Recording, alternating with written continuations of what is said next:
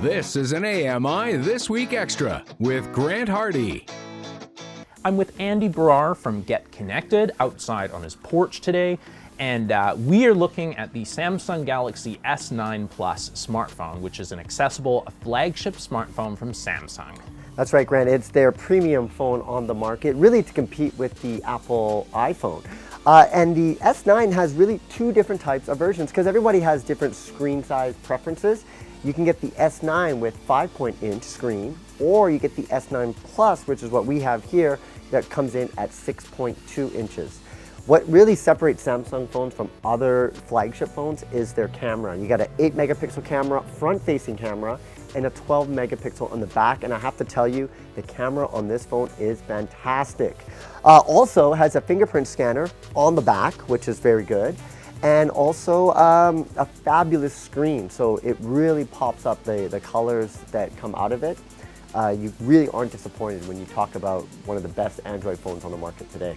So for blind users who use speech, Samsung has their own screen reader called Voice Assistant. I've actually heard people who use other Android smartphones say that if they could buy Samsung's screen reader, they would, because it's actually a little bit more advanced, especially the gestures that you use to interact with your phone are much more familiar and intuitive.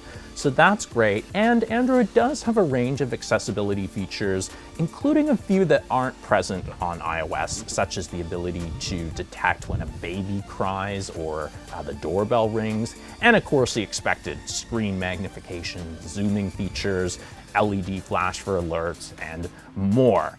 What's the weather going to be like today? Monday looks like clear skies with a high of 19.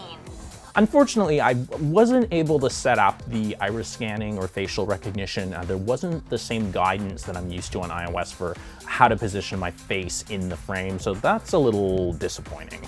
I hope in the future they get feedback from someone like yourself and then make those improvements, but for now, what I like is you get a lot of flexibility in how you want to unlock your phone. If you don't want to use your finger, you can use your face. If you don't want to use a face, you could use your eyes or have one as a backup. So a lot of flexibility for the users to unlock their phone. What do you think, Andy?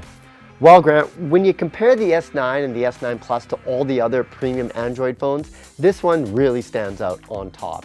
And it's all because of this camera, because what they did is they took the same camera from the Galaxy Note 8 and put it inside the S9 Plus. So you got two cameras, a wide-angle telephotic one and a closer one to create that bokeh effect, which is what a lot of people see on DSLRs. So someone that's into social media and taking pictures is not going to be disappointed with the Samsung Galaxy S9. I would agree that this is a very impressive phone. Thank you for taking a look at it with me. My pleasure, Grant. Catch new episodes of AMI This Week, Mondays at 8:30 p.m. Eastern and Pacific on AMI TV.